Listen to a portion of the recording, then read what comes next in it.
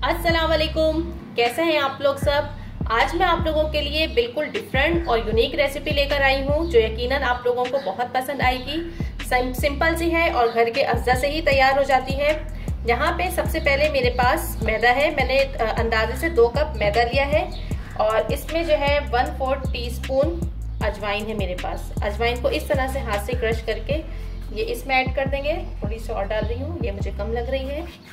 और इसके साथ ही नमक इसमें जाएगा 1/2 टीस्पून और इसे मिक्स कर लेंगे। यहाँ मेरे पास घी है, 1 खाने का चम्मच इसमें घी ऐड करेंगे और घी को अच्छे से हाथ से मैदे के अंदर मिलाएंगे। यहाँ पर घी और तमाम अज्जा मिक्स हो गए हैं और बस अब हमें इसका टाइट सा आटा गूंदना है। सॉफ्ट बिल्कुल नहीं गूंदना, थोड़ा थोड़ा पानी लेकर हम इसका टाइट सा आटा गूंद लेंगे। यहाँ पर देखिए मैंने इसका टाइट सा आटा गूंद लिया है और बस अब इसे कवर करके रख देंगे 10 से 12 मिनट के लिए। यहाँ पे मेरे पास 2 आलू थे मीडियम साइज के, जिन्हें मैंने बॉईल करके मैश कर लिया है। और बहुत ज्यादा महीन नहीं हमें करना, इसमें थोड़े थोड़े से चंक्स रहने चाहिए, इतना ज्यादा नहीं करना हमें। अच्छा, इसके अंदर अब हम कुछ स्पाइसेस ऐड करेंगे। यहाँ मैं इसके अंदर 1/2 टीस्पून नमक ऐड कर रही हूँ और चिली फ्लेक्स ऐड कर रही हूँ। आप चाहें तो अपनी मर्जी के कोई से भी स्पाइसेस इसमें ऐड कर सकते हैं। और लास्ट में 1/2 टीस्पून चाट मसाला इसके अंदर चला गया। इसके साथ ही यहाँ मेरे पास जूलियन कट में प्याज है, छोटी सी प्याज थी जिसको मैंने रफली जूलियन कट में कट कर दिया है। हरा धनिया और 1 हरी मिर्च, ये तीनों चीजें चली गई हैं इसमें। और अब हम इसे अच्छे से मिक्स करके एक तरफ रख देंगे।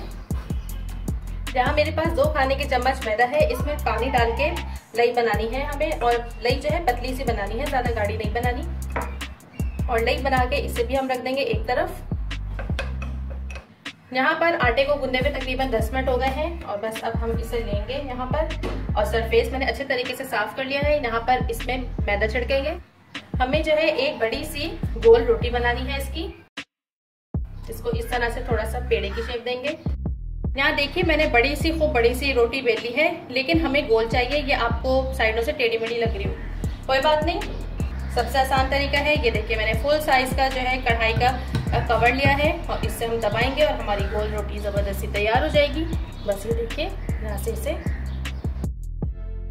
देख रहे हैं आप, कितनी जबरदस्ती गोल रोटी तैयार है ना। देखिए मैंने रोटी को इतना मोटा बेला है, ठीक है, इसका ख्याल रखिएगा आप लोग। और यहाँ इसे पिज्जा कटर लेकर बिस्मिल्लाहिर्रहमानिर्रहीम हमें कट करने हैं एहतियात से देकर।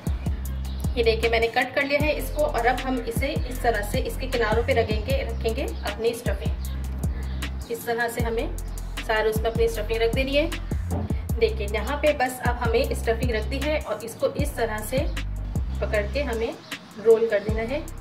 बहुत आसान तरीका है, ये रोल कर दिया है। इसे हम इस तरह से आप दबा दबा के रख लें। इसी तरह मैं सारे रोल करके फिर आपको दिखाती हूँ।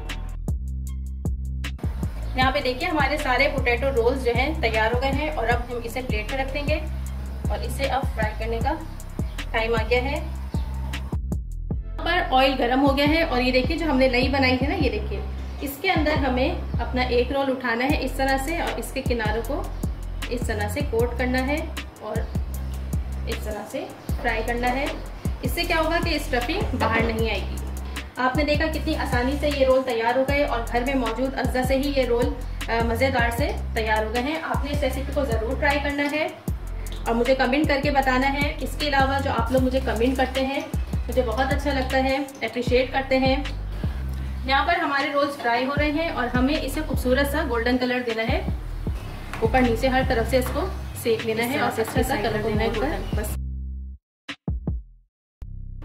यहाँ पे देखिए रोल्स फ्राई हो गए हैं और यहाँ पर हमारे बहुत मजेदार से आलू रोल्स बिल्कुल रेडी हैं। आपने देखा कितनी आसानी से बन गए। बल्कि घर के अंदर जरूरी नहीं है कि आप आलू ही डालें, इसके अंदर जो भी बचे हुए आलू बचे, सब्जी बचे या कीमा बचे थोड़ा सा, बस आपने रोटी बड़ी बनानी है और उसके अंदर उसे स्टफ करके इस तरह रोल करके फ्राई कर लेना है। वीडियो पसंद आए तो लाइक जरूर करना है, फैमिली में शेयर भी करना है। चैनल को सब्सक्राइब किए बगैर बिल्कुल भी नहीं जाना। चलिए चलती हूँ, दुआ में याद रखिएगा। खुदा हाफिज।